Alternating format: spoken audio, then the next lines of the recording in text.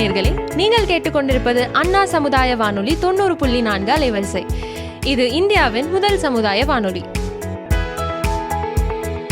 நேயர்களே, இப்பொழுது நீங்கள் கேட்கவிருப்பது சைபர் கிரைம், அதாவது இணையவழி குற்றங்கள் குறித்த விழிப்புணர்வு நிகழ்ச்சி. இந்நிகழ்ச்சியின் இரண்டாம் பாகமாக இன்று ஸ்மார்ட் போன்கள் மூலம் நடைபெறும் பல்வேறு இணையவழி குற்றங்கள் பற்றி நமக்கு விளக்கவிருக்கிறார் காவல்துறை தலைவராக பணியாற்றி அண்மையில் ஓய்வு பெற்றுள்ள டாக்டர் எஸ் முருகன் அவர்கள். வாங்க நிகழ்ச்சியை கேட்கலாம். அனைவருக்கும் வணக்கம். அண்மை காலத்தில் நிறைய இணையதள குற்றங்களை நம்ம பார்க்குறோம். இப்போ குறிப்பாக எல்லோரும் மொபைல் ஃபோன் வச்சுருக்காங்க. அந்த மொபைல் ஃபோனில் எல்லாருமே ஆல்மோஸ்ட் ஸ்மார்ட் ஃபோன் வச்சுருக்காங்க. ஏன்னாப்பா அந்த மாதிரி எல்லோரும் வாங்கக்கூடியதாக இருக்குது. இப்போ வருஷம் புது ஃபோன் வருது. புது ஃபோன் வர்றப்ப மனித இயல்பு, நம்மளுடைய குழந்தைகள் அல்லது நம்மளுமே சரி, இந்த பழைய ஃபோனை கொடுத்துட்டு புது ஃபோன் வாங்கிக்கலாம் அப்படிங்கிறது எல்லாருக்குமே நடக்கிற ஒரு விஷயம். அப்போ பழைய ஃபோனை கொடுத்துட்டு புது ஃபோன் வாங்குறப்ப என்ன செய்யணும் அப்படின்னு பார்க்குறப்ப நம்ம வழக்கமாக தெரியும், இப்போ சிம் கார்டெல்லாம் மாற்றிடுவோம். இது தவிர அந்த ஃபோனில் நிறைய அக்கௌண்ட்ஸ் இருக்கும். ஃபார் எக்ஸாம்பிள் இமெயில் அக்கௌண்ட் இருக்கும், பேங்க் அக்கௌண்ட் இருக்கும், ஏகப்பட்ட விஷயங்கள் இருக்கும். இதெல்லாம் நம்ம டெலீட் பண்ணணும். டெலீட் பண்ணுறதை விட அந்த ஃபோனில் ஃபேக்ட்ரி ரீசெட்டுன்னு ஒன்று இருக்கும். அதை போட்டு கம்ப்ளீட்டாக ஜீரோ ஆக்கணும். இல்லைன்னா அந்த ஃபோனை வாங்குறவங்க இப்போ உதாரணமாக ஒரு எக்ஸ்சேஞ்ச் ஆஃபர், ஒரு பழைய ஃபோனை கொடுத்திங்கன்னா புது ஃபோன் தருவோம், பழைய ஃபோனுக்கு 500 இல்லை 1000 தருவோம் அப்படிம்பாங்க. இப்போ ஐஃபோன் எடுத்துக்கிட்டிங்கன்னா நீங்கள் கொஞ்சம் கூடுதலாக பணம் தராங்க, மற்ற ஃபோனுக்கெல்லாம் குறைவாக தான் பணம் தராங்க. அப்படி கொடுக்குறப்ப நம்ம ஃபோனுக்கு வெறும் 500 1000 ஃபோன் எக்ஸ்சேஞ்ச் பண்ணுறப்ப நம்மளை பற்றி எல்லா செய்திகளும் அவங்களுக்கு மொத்தமாக கிடைக்கும். இப்போ சில சாஃப்ட்வேர்லாம் இருக்குது. அந்த சாஃப்ட்வேர் போட்டால் பழைய ஃபோனில் இருக்கிற நம்ம கொடுத்த எக்ஸ்சேஞ்ச் ஆஃபரில் கொடுத்த அந்த ஃபோனில் இருக்க அவ்வளோ டீட்டெயில்ஸும் அவங்களால எடுக்க முடியும். என் ஃபோனில் ஒன்றும் இருக்காது சார், அவன் எடுத்து என்ன பண்ண போகிறான் அப்படின்னு சொல்லாதீங்க. நம்ம சில நேரங்களில் எடுத்த ஒரு மாதிரி செல்ஃபி ஃபோட்டோஸு அந்த மாதிரி விஷயங்கள்லாம் இருக்கும். அதை அவங்க தவறாக பயன்படுத்துக்கான வாய்ப்புகள் இருக்கும். அதனால் ஃபோன் மாற்றப் போகிறேன் அப்படின்னு சொன்னால் மிக மிக முக்கியமாக கவனிக்க வேண்டிய ஒரு செய்தி, அந்த ஃபோனை எக்ஸ்சேஞ்ச் ஆஃபரில் கொடுக்கணுமா, எக்ஸ்சேஞ்ச் ஆஃபரில் கொடுக்காம வேறு வழியில் நேரடியாக ஃபோன் வாங்க முடியுமா, அது நமக்கு லாபகரமாக இருக்குமா அப்படின்னு பார்க்கணும். எக்ஸ்சேஞ்ச் ஆஃபரில் அவங்க கொடுக்குற பணமும் அந்த ஃபோனில் இருக்கிற செய்திகள், படங்கள், அதோட மதிப்பும் பார்த்துட்டு தேவையா அப்படிங்கிறத நீங்கள் முடிவு பண்ணணும். என்னை பொறுத்த வரைக்கும் எக்ஸ்சேஞ்ச் ஆஃபரில் ஃபோன் வாங்காமல் இருக்கிறதே நல்லது. பழைய ஃபோனை உடச்சி தூக்கி போடணும். அது யாருக்கும் இப்போ நம்ம என்ன பண்ணுவோம், ஒரு ஃபோன் புதுசாக வாங்கினோம்னா பழைய ஃபோன் என்ன பண்ணுவோம், பெருந்தன்மையோடு நம்மளோட வீட்டில் வேலை செய்கிற வேலைக்காரர்கள் அல்லது டிரைவர்கள் இவங்களுக்கெல்லாம் கொடுத்துருவோம். அப்படின்னா என்ன அர்த்தம், நம்மளை பற்றிய செய்திகள், நம்மளை பற்றிய ரகசியங்கள் எல்லாத்தையும் சேர்த்து அவங்கள்ட்ட கொடுத்துட்றோம். அதனால் தயவுசெய்து புது ஃபோன் வாங்கும்பொழுது பழைய ஃபோனை என்ன செய்கிறது அப்படிங்கிறத பற்றி ஒரு தெளிவான முடிவெடுங்க. அப்படி தெளிவான முடிவெடுக்கலைன்னா பல பிரச்சனைகளை நம்ம சந்திக்கக்கூடிய ஒரு வாய்ப்பு இருக்கும். இது இன்னொரு வகையான பிரச்சனை. அப்புறம் இப்போ இளைஞர்கள், இளைஞர்கள் மட்டும் இல்லை, எல்லாருமே எடுக்கிற ஒரு விஷயம், ஃபோன் கிடச்சிச்சின்னா உடனே என்ன பண்ணுறாங்க, செல்ஃபி எடுக்கிறாங்க. இப்போ ஆண்களும் சரி பெண்களும் சரி, முன்னாடிலாம் கைப்பையில் ஒரு கண்ணாடி வச்சுருப்பாங்க, அதை எடுத்து பார்த்துக்குவாங்க முகத்தை. இப்போ அதெல்லாம் தேவையில்லை, ஃபோனை செல்ஃபி மோடுக்கணும், அது அவங்க முகத்தை பார்க்குறாங்க. சில சமயம் ஃபோட்டோ எடுத்து அந்த ஃபோட்டோவில் உள்ள ஃபோட்டோவை பார்த்து அதை சரி பண்ணி கரெக்ஷன்லாம் பண்ணிக்கிறாங்க. புதுசாக ஒரு ட்ரெஸ் வாங்கினா செல்ஃபி போட்டு பார்க்குறாங்க. இது போன்ற ஃபோட்டோக்கள், செல்ஃபி எடுத்து சில செல்ஃபி வச்சுக்கிறோம், பெரும்பாலான செல்ஃபியை நம்ம அழிச்சிருவோம். அழித்தா கூட ஃபோனில் அப்படியே தான் இருக்கும். அதை நம்ம ஃபோனை கொடுக்குறப்ப மற்றபடி இந்த மாதிரி விற்கிறப்ப அதை தவறாக பயன்படுத்துறதுக்கு ஒரு வாய்ப்பு இருக்குது. அதுக்கடுத்ததாக பொதுவாக சொல்லுவாங்க, என் ஃபோனில் டிஸ்பிளே போயிடுச்சு, என் ஃபோனில் சவுண்டு கேட்க மாட்டேங்குது, என் ஃபோனில் மைக் ஒர்க் பண்ண மாட்டேங்குது, இப்படியெல்லாம் சில குற்றச்சாட்டுலாம் சொல்லுவாங்க. அதனால் என் ஃபோனை நான் ரிப்பேர் கொடுத்துருக்கேன் அப்படின்னு. பொதுவாக பார்த்திங்கன்னா எந்த வகையான பிராண்ட் ஃபோனாக இருந்தாலும் குறைஞ்சது ஒரு 3லேருந்து 5 வருஷம் வரைக்கும் அந்த ஃபோனில் பொதுவாக எந்த வகையான ரிப்பேரும் வரவே வராது. எப்போ ரிப்பேர் வரும், நம்மளை அறியாமல் தண்ணியில் போடுறப்ப, இல்லை மேலேருந்து கீழே விழுகிறப்ப, இது மாதிரி உடையிறதுக்கு வாய்ப்பு, வண்டியிலேருந்து விழுகிறது, இல்லை வண்டி மேலே ஏறுறது, இந்த மாதிரி சூழ்நிலையில் தான் ஃபோன் டேமேஜ் ஆகுமே ஒழிய, ரிப்பேர் ஆகுமே ஒழிய, சாதாரண சூழ்நிலையில் ஃபோன் ரிப்பேர் ஆகாது.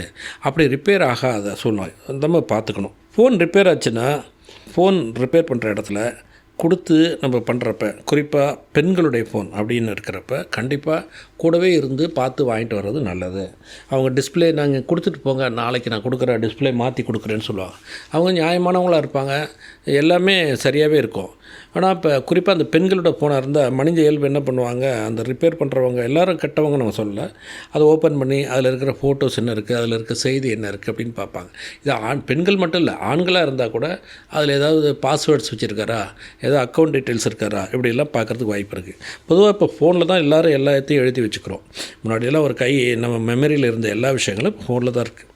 முன்னாடியெல்லாம் நமக்கு வந்து ஒரு 15 வருஷத்துக்கு முன்னாடி அல்லது ஒரு 20 வருஷத்துக்கு முன்னாடி ஒருத்தருக்கும் குறைஞ்சது 10லேருந்து 15 ஃபோன் நம்பர், தொலைபேசி எண்கள் இப்போ எஸ்டிடி கோடோட ஞாபகம் இருக்கும். இப்போ நம்ம வீட்டில் இருக்கிறவங்க ஃபோன் நம்பர் கூட நமக்கு தெரியாது. ஏன்னா ஞாபகம் வச்சுக்க வேண்டிய அவசியம் இல்லை. அதே மைண்டு தான், அதே மெமரி தான், அதே மூளை தான். இப்போ வீட்டில் இருக்கிற நம்பர் நம்ம தேவையில்லை, ஏன்னா ஃபோனில் இருக்குது. எதுக்காக தேவையில்லாமல் அந்த ஃபோனை ஞாபகம் வச்சுக்கணும் அப்படிங்கிற அளவு தான் இப்போ நம்ம இருக்கோம். ஆக ஒரு ஃபோன் திடீர்னு தொலைஞ்சு போச்சுன்னா மற்றவங்களோட தொடர்பு கொள்றதுக்கு கூட இவங்களுக்கு வாய்ப்பில்லை. அப்போ சூழ்நிலை தான் இருக்குது. ஆக ஒரு சில எண்ணாவது, யாராவது ஒருத்தரோட தொடர்பு கொள்ள ஒரு சில எண்ணாவது நாம் ஞாபகம் வச்சுக்கொள்வது மிக அவசியம். இப்போ ஃபோன் வந்து கிட்டத்தட்ட நம்மளை வந்து அதோட ஒரு அடிமை ஆக்கிடுச்சு. ஃபோன் இல்லாமல் நம்ம எங்கேயும் போக முடியாது. ஃபோன் வேணும், எதாக இருந்தாலும் ஃபோன் வேணும். இப்போ வந்து முன்னாடிலாம் பர்ஸ் இல்லாமல் வெளியே போக மாட்டாங்க, அந்த பணப்பை இல்லாமல் வெளியே போக மாட்டாங்க. இப்போ பார்த்திங்கன்னா ஃபோன் இருந்தாவே போகிறோம், ஃபோன்லேருந்தே பணத்தை கட்டிக்கலாம், எல்லாம் செய்யலாம். அந்த மாதிரி ஒரு வாய்ப்பு இருக்கிறனால ஃபோன் வந்து மிக முக்கியமான ஒரு இதாக இருக்குது. அதனால் தயவுசெய்து மிக மிக கவனமாக ஃபோனை நம்ம கையாளணும். அடுத்தது இமெயிலு, ஃபோனு இதுக்கெல்லாம் வந்து பாஸ்வேர்டு வச்சுருப்போம். இந்த பாஸ்வேர்டு வந்து நிறைய இடங்களில் பாஸ்வேர்டுக்கு எந்த கவனமும் செலுத்துறதில்லை. சில பேர் கடினமான பாஸ்வேர்டு வச்சு கண்டுபிடிக்க முடியாமல் தடுமாறுவாங்க. சில பேர் வந்து பெரும்பாலான நபர்கள் பாஸ்வேர்டு ரொம்ப ஈஸியாக, உதாரணமாக இப்போ ராம்குமார்னு வச்சுங்க ஒரு பேர், ராம் 12345, ராம் 789, இப்படி ஏதாவது ரொம்ப அவங்க எளிதில் ஞாபகம். பாஸ்வேர்டுன்னு சொல்கிறப்ப நம்ம அந்த பாஸ்வேர்டை வச்சுருக்கவரும் எளிதாக ஞாபகம் வச்சுக்கணும், அது மிக முக்கியம். அதனால் ரொம்ப சிம்பிளாக வைப்பாங்க. அப்படி வைக்கிறப்ப சாதாரணமாக ஒரு பெரிய முயற்சி எடுக்காமலே அந்த ஃபோனையோ அல்லது இமெயில் அக்கௌண்ட்டையோ ஓப்பன் பண்ணுறதுக்கான வாய்ப்புகள் இருக்குது. இதை பார்த்திங்கன்னா அந்த பாஸ்வேர்டு ரொம்ப வீக் பாஸ்வேர்டு வச்சுருக்கவங்களாம் பார்த்திங்கன்னா அதில் உள்ள செய்திகள்லாம் எடுத்துட்டாங்க அப்படின்னு நமக்கு குற்றச்சாட்டு வரும் போலீஸில். அப்படி வர குற்றச்சாட்டில் நம்ம பார்க்குறப்ப ரொம்ப நல்லா படித்தவங்க, டாக்டர்ஸு, என்ஜினியர்ஸு, அதுமாரி ப்ரொஃபஸர்ஸு, இந்த மாதிரி பெரிய பதவியில் இருக்கிறவங்க அவங்களோட பாஸ்வேர்டு தான் ரொம்ப வீக்காக இருக்குது. அது வந்து என்னென்னா அதில் கவனம் செலுத்தாது தான் காரணமே ஒழிய அவங்க படித்தவர்கள் அதனால் இப்படி தவறு செய்கிறார்கள் அப்படின்னு இல்லை. கொஞ்சம் கவனம் செலுத்தணும். பாஸ்வேர்டுங்கிறது ரொம்ப ரொம்ப முக்கியம்.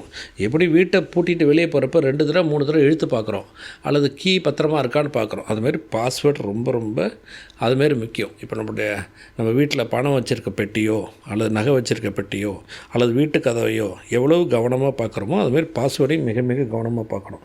வாழ்க்கை முறையில் நம்மளுடைய ஒவ்வொரு காலகட்டத்திலையும் ஒவ்வொன்று மாறி வருது. இப்போ இருக்கிற காலகட்டத்தில் பாஸ்வேர்டு தான் மிகப்பெரிய சாவி. அதனால் தயவுசெய்து பாஸ்வேர்டு பயன்படுத்தும் பொழுது அதற்கான மரியாதையை நம்ம கொடுக்கணும். பாஸ்வேர்டு நல்ல பாஸ்வேர்டு போட்டுக்கணும். அது யாராலும் எளிதில் ஓப்பன் பண்ண முடியாத பாஸ்வேர்டுகள் தேவை. அதுக்கடுத்து நம்ம பேசுகிறப்ப இப்போ நம்ம பேசிகிட்டே இருப்போம். மிக முக்கியமான செய்தி பேசிகிட்டே இருப்போம். யாரோ ஒரு நண்பன்கிட்ட பேசிகிட்டே இருக்கப்போ ஏதோ திடீர்னு ஏதோ ரகசியம் பேசணும், இந்த ஃபோன் வேணாம், நீங்கள் வாட்ஸ்அப்பில் வாங்க உடனே அப்படின்னு சொல்லுவோம். இது வந்து இயல்பாக எல்லோரும் பேசுகிற ஒரு விஷயம். நண்பர்களே, நீங்கள் வந்து வாட்ஸ்அப் ஆகட்டும், சாதாரண ஃபோன் ஆகட்டும், எந்த ஃபோனில் பேசினாலும் அவங்கள வந்து இப்போ நீங்கள் பேசுகிற செய்தி எடுக்கணும்னு முடிவு செய்தாங்கன்னா கண்டிப்பாக நீங்கள் என்ன பேசுகிறீங்களோ எடுக்க முடியும். சுருக்கமாக சொன்னால் வாட்ஸ்அப் ஆகட்டும், இல்லை மற்ற எந்த விதமான செயலி ஆகட்டும், அப்ளிகேஷன்ஸ் ஆகட்டும், சேட் அப்ளிகேஷன்ஸ் ஆகட்டும், எதுவுமே இன்றைக்கி சூழ்நிலையில் பாதுகாப்பானது இல்லை. பாதுகாப்பு என்பது நம்மளுடைய சாதாரண அந்த காலத்தில் டயல் ஃபோன் இருக்குது, அதில் இருக்கிற பாதுகாப்பு கூட இந்த சாட் அப்ளிகேஷனில் இல்லை. காலப்போக்கில் நம்ம டயல்டு ஃபோனே நிறுத்திட்டோம், வீட்டிலே இல்லை, அந்த மாதிரி ஃபோனே இல்லாமல் பண்ணிட்டோம். நம்ம சாதாரணமாக பேசிகிட்டு இருக்க ஃபோனே பாதுகாப்பானது தான். அதை விட்டுட்டு உடனே வாட்ஸ்அப்பில் வாங்க, இதில் வாங்கன்னு சொல்கிறது எனக்கு தெரிஞ்ச வரைக்கும் அவ்வளோ பெரிய பாதுகாப்பு இல்லை. என்கிரிப்டட்லாம் சொல்கிறாங்க, அதெல்லாம் நம்ம இல்லைன்னு சொல்லலை. வாட்ஸ்அப்போ இல்லை மற்ற சாட் அப்ளிகேஷனோ சர்வீஸ் வந்து ரொம்ப சேஃபாக தான் கொடுக்குறாங்க. ஆனாலும் அதையும் அந்த சேஃப்டியும் தாண்டி உங்களை கண்டுபிடிக்கணும், நீங்கள் என்ன பேசுகிறீங்கன்னு தெரிஞ்சுக்கணுன்னா அதற்கான சாஃப்ட்வேர்ஸ் எல்லாம் இப்போ இருக்குது. அதனால் நீங்கள் வந்து ஒரு சுருக்கமாக உங்களுக்கு சொன்னால் ஒரு சின்ன ஒரு வழி சொல்கிறேன். இப்போ வந்து ஒரு ஃபோன் இருக்குன்னா அந்த ஃபோனில் நம்ம பேசுகிறத கேட்குறதுக்கு ஒரு மைக் இருக்கும். அந்த மைக் மூலமாக தான் அத்தனை செய்திகளும் ஃபோனுக்குள்ளே போகும். அதேமாரி ஃபோன்லேருந்து வெளிப்படுற செய்தியெல்லாம் கேட்குறதுக்கு ஒரு சவுண்ட் பாக்ஸ் இருக்கும். அது வழியாக தான் நம்ம அங்கே பேசுகிற விஷயங்களை கேட்க முடியும். அதேமாரி ஃபோனில் ஒரு கேமரா இருக்கும். அந்த கேமரா மூலமாக தான் படங்கள் எடுக்கப்படும், படங்கள் அனுப்புறது இதெல்லாம் இருக்கும். இந்த 3 தான் மிக முக்கியம். Audio, video, text. அதேமாரி எழுதுறதுக்கு ஒரு கீபோர்டு இருக்கும். நீங்கள் சேட் அப்ளிகேஷன் ஆகட்டும் அல்லது வேறு எப்படி பேசினாலும் இது ஃபோன்லேயே டிஃபால்ட்டாக இருக்கிற கருவிகள். அது கீபோர்டு, நம்ம டைப் பண்ணுறதுக்கான கீபோர்டு, அப்புறம் பேசக்கூடியதை கேட்பதற்கான மைக்கு, படம் எடுப்பதற்கு இருக்கக்கூடிய கேமரா. இது ஃபோனில் இருக்கிறது. இப்போ வாட்ஸ்அப்போ டெலகிராமோ இந்த மாதிரி சேட் அப்ளிகேஷன் பேசுகிறப்ப அவைகள் என்ன செய்யும், ஃபோனில் டிஃபால்ட்டாக இருக்கிற இந்த டூல்ஸை, இந்த கருவிகளை பயன்படுத்தி கொள்ளும். இப்போ வர்ற சாஃப்ட்வேர்ஸில் என்ன பண்ணுறாங்கன்னா, நீங்கள் என்ன சாட் அப்ளிகேஷனில் வேணுமாலும் நீங்கள் பேசலாம். இந்த 3 டூலையும் மட்டும் தொடர்ந்து கண்காணிக்கிற மாதிரி சில சாஃப்ட்வேர்லாம் இருக்குது. நீங்கள் என்ன பேசினாலும் அதுவும் ரெக்கார்ட் பண்ணிக்கும், நீங்கள் என்ன டைப் பண்ணாலும் அதுவும் எடுத்துக்கும், நீங்கள் என்ன உங்களுக்கு செய்தி வந்தாலும் பேசினாலும் யாராவது பேசினாலும் அதோடைய ஒலியையும் அது பதிவு செய்து கொள்ளும். அப்படிங்கிற சில சாஃப்ட்வேர்ஸ்லாம் இருக்குது. ஆக நீங்கள் வாட்ஸ்அப்பில் பேசினா, டெலிகிராமில் பேசினா, சாதாரண ஃபோனில் பேசினா, எதில் பேசினாலும் ரெக்கார்ட் பண்ணி எடுக்கிறதுக்கான சாஃப்ட்வேர்ஸ்லாம் இப்போ வந்துருச்சு. அதிநவீன சாஃப்ட்வேர்ஸ்லாம் வந்துருச்சு. ஆக நான் சுருக்கமாக என்ன சொல்ல வரேன்னா, தொலைபேசி, அது குறிப்பாக இந்த ஸ்மார்ட் ஃபோன் என்ன சொல்லப்படுகிற, மொபைல் ஃபோன் என்ன சொல்லப்படுகிற இந்த ஃபோனில் எது பேசினாலும் நம்ம தியரட்டிக்கலாக சொன்னால் பாதுகாப்பு இல்லை. எந்த ஃபோனில் எந்த அப்ளிகேஷனில் பேசினாலும் பாதுகாப்பு இல்லை. நல்லா பேசிகிட்டு இருக்க வாட்ஸ்அப்பில் வாங்க ரகசியம் பேசுவோம்னு சொல்கிறதெல்லாம் நகைச்சுவை ஆகிடுச்சு. இப்போ எந்த ஒரு ஃபோனுமே பாதுகாப்பு இல்லை. அப்போ என்ன தான் செய்கிறது? ஸோ நம்ம எல்லாருமே எல்லாரோட ஃபோனையும் யாரும் தொடர்ந்து ஒட்டு கேட்குறதோ அல்லது கண்காணிக்கிறதோ நடைமுறையில் சாத்தியம் இல்லை. இப்போ நம்ம நாட்டோட மக்கள் தொகை 140 கோடிங்கிறாங்க. மொபைல் ஃபோன் யூஸ் பண்ணுறவங்க மட்டும் கிட்டத்தட்ட 100 கோடி இருப்பாங்க. அந்த 100 கோடி ஃபோனையும் யாரும் கண்காணிக்கிறதுனா முடியாது, நடைமுறையில் சாத்தியமே கிடையாது. ஆனால் ஒரு ஃபோனை, ஒரு குறிப்பிட்ட ஃபோனை, அந்த டார்கெட் ஃபோன்னு சொல்லுவோம், அந்த ஃபோனை கண்காணிக்கணும்னு யாரோ ஒருத்தர் முடிவு செய்தால் அதுக்கு அரசாங்க அமைப்புகள் தான் முன்னாடி கண்காணிப்பாங்க. இப்போ அப்படி தேவையில்லை.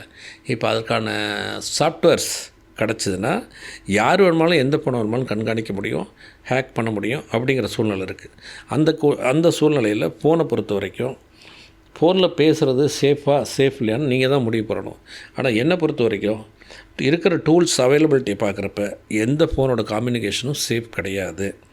அதனால் நீங்கள் பேசுனா உங்கள் செய்தி அவங்களுக்கு தேவையில்லையான்னு இந்த கண்காணிக்கிற நபர்கள் முடிவு செய்கிறது பொறுத்து தான் உங்களோட கம்யூனிகேஷன் சேஃபாக இல்லையான்னு தெரியும். பொதுவாக எலக்ட்ரானிக் கம்யூனிகேஷன் டிவைசஸை நம்ம பயன்படுத்துகிறப்ப மிக மிக கவனமாக இருக்கணும். அதில் ஒரு நிறைய டிஜிட்டல் ஃபுட் பிரிண்ட்ஸ் இருக்கும். நீங்கள் என்ன பேசினாலும் அதில் ரெக்கார்ட் ஆகும்.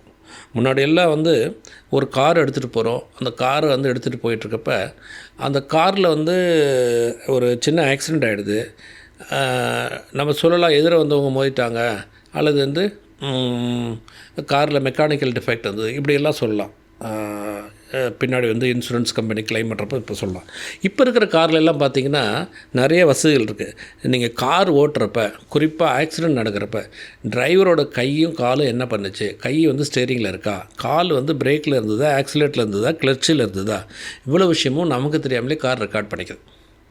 இன்னொன்று, காரில் ப்ளூடூத் போடுறோம். முன்னாடியெல்லாம் நமக்கு ஒரு 20-25 வருஷத்துக்கு முன்னாடி, 30 வருஷத்துக்கு முன்னாடி அந்த 60 டேப்பு 90 டேப்புன்னு கேசட் ரெக்கார்டர்ஸ் போட்டிருந்தோம். ஃபோனில் இதில் காரில் போட்டு கேட்டுட்ருப்போம். இப்போல்லாம் பென்ட்ரைவ் வந்துருச்சு, அதில் பாட்டெல்லாம் போடுறோம். அப்படி பாட்டு என்னென்ன பாட்டு ரெக்கார்ட் ஆகுது. அப்புறம் பார்த்திங்கன்னா இப்போ காரில் எல்லாம் பார்த்திங்கன்னா மொபைல் ஃபோனையும் காரையும் கனெக்ட் பண்ணுறோம்.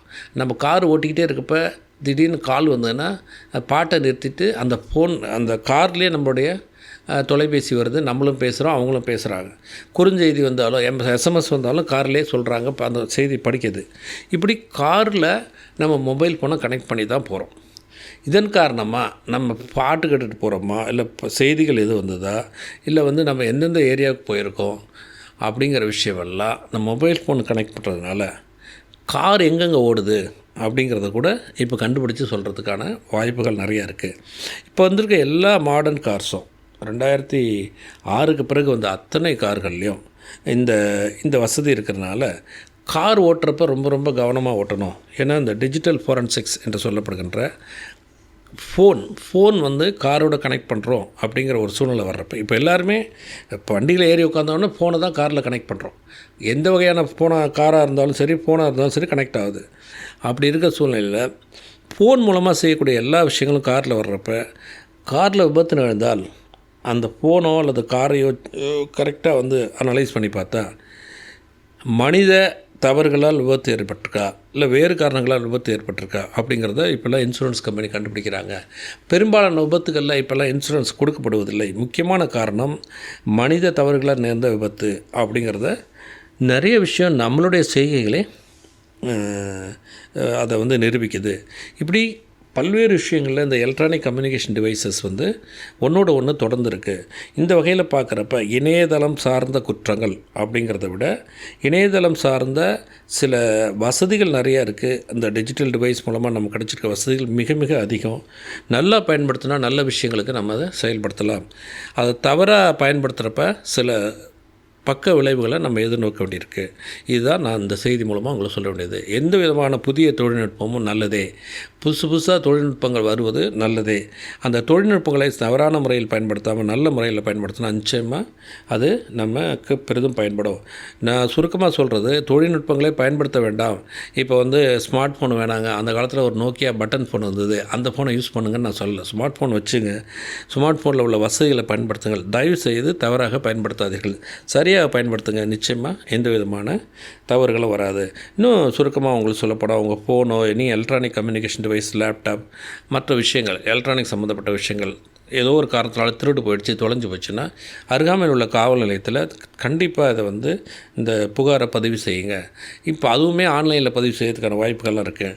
அப்படி பதிவு செய்வது மிக மிக அவசியம். அப்படி பதிவு செய்யலைன்னா உங்கள் ஃபோனையோ அல்லது லேப்டாப்பையோ வேறு யாரோ குற்றவாளிகள் பயன்படுத்தினா அது நான் பயன்படுத்தவில்லை என்று சொல்வதற்கு ஒரு சான்றாக இருக்கும்.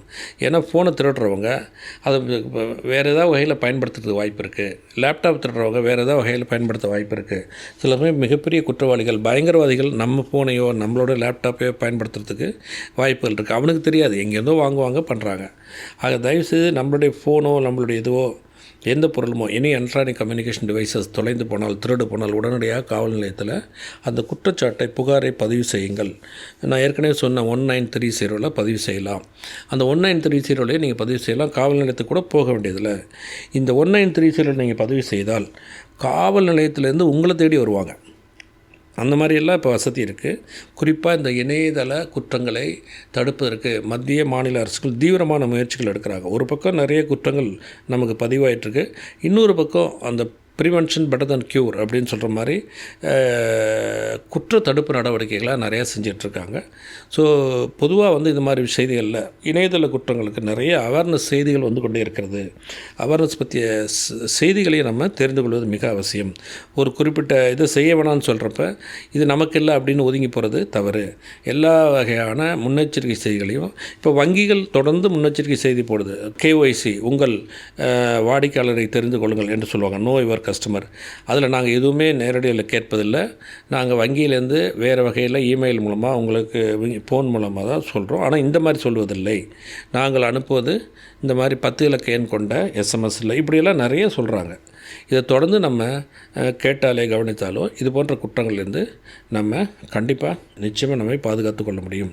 இதே தான் பெண்கள் தொடர்பான குற்றங்கள் வர்றப்ப எந்த விதமான செய்திகள் இந்த மாதிரி வந்து தவறான செய்திகள் வருது, ஒரு யாரோ மிரட்டுறாங்க இல்லை பணம் கேட்குறாங்க அப்படின்னா கவலைப்படாமல் நான் சொன்ன மாதிரி 1930 புகார் கொடுங்க. புகார் கொடுத்தா நிச்சயமாக வந்து காவல்துறை கட்டாயமாக நடவடிக்கை எடுப்பாங்க. அதுக்கான ஏற்பாடுகள் முழுமையாக இருக்குது. இதான் திரும்ப நான் சொல்கிறது, முன்னாடி காவல்துறையில் போய் புகார் கொடுக்குறப்ப போலீஸ் ஸ்டேஷன் போகணும், வேலையெல்லாம் விட்டுட்டு அலையணும் அப்படிங்கிற சூழ்நிலைலாம் இப்போ இல்லை. இப்போ நம்ம எங்கே இருக்கிறோமோ எத்தனை மணியாக இருந்தாலும் 24/7 நம்ம புகார் கொடுக்க முடியும். புகாரை காவல்துறை பெற்றுக்கொள்ளும். உங்களுக்கு அதுக்கான அக்னாலஜ்மெண்ட்டும் கொடுக்குறாங்க. அதனால் புகாரை நேரலையில் ஆன்லைனில் செய்கிறது மிக மிக நல்லது. விரைவாக நடவடிக்கை எடுக்க வாய்ப்புகள் இருக்குது. நன்றி, வணக்கம். நேயர்களே, இந்த நிகழ்ச்சி உங்களுக்கு பயனுள்ளதாக இருந்திருக்கும் என்று நம்புகிறோம்.